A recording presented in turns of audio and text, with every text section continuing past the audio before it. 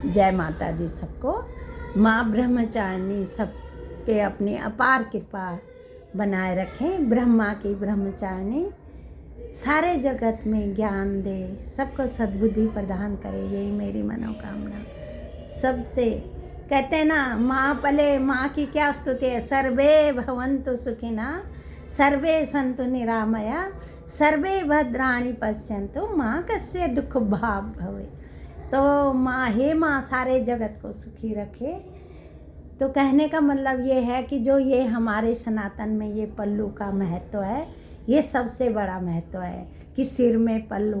अपने बड़ों के आगे, पहले हम लोग तो बड़ों के आगे बैठते थे, ससुर हों जेठ हों, तो उनके आगे कभी नंगा सिर नहीं रहता था।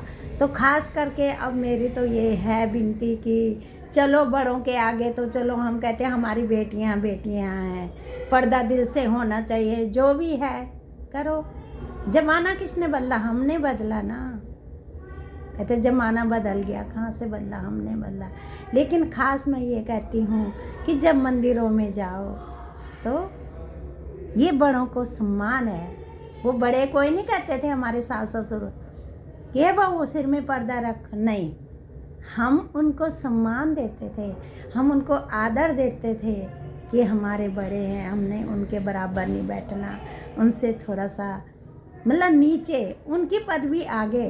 तो ऐसे हम परमात्मा के आगे भी अगर सिर में पल्लू रखेंगे और सिर ढक के जाएंगे तो हमें क्या, हम उनको सम्मान देते हैं, उनका आदर करते हैं। वो हमारे बड़े हैं, भगवान हैं।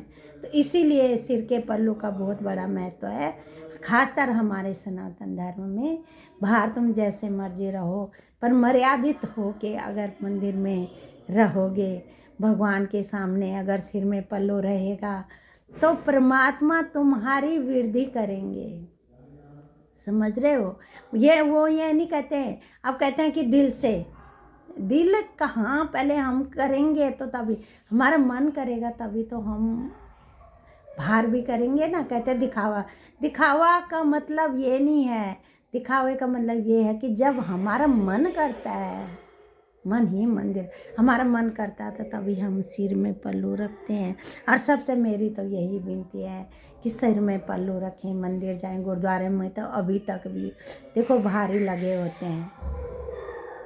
गुरुद्वारे में जब जाते हैं तो भारी रुमाल टंगे होते हैं कि सिर, और किसी का नंगा भी हो गया तो वहीं पे टोक देते हैं कि सिर में पल्लू। और हमने तो कई बार लिख के भी रख दिया कि सिर ढक के मंदिर में आओ, मर्यादित बन के आओ, लेकिन फिर भी कोई असर नहीं आता। इसलिए मेरी सबसे यही विनती है कि अगर हम संस्कारों पे रहेंगे, अपने सनातन धर्म के संस्कारों पे रखेंगे, तो हमारे आगे आने वाली पीढ़ी भी तभी अच्छी बनेगी। नहीं तो कहते हैं ना कि बाप खोवे और पूत रोवे। जो बाप ने बो दिया तो पूत ने रोना ही है। बाप ने अगर गलत काम कर दिए तो वो बीज वंश गलत संगत में लग जाते हैं।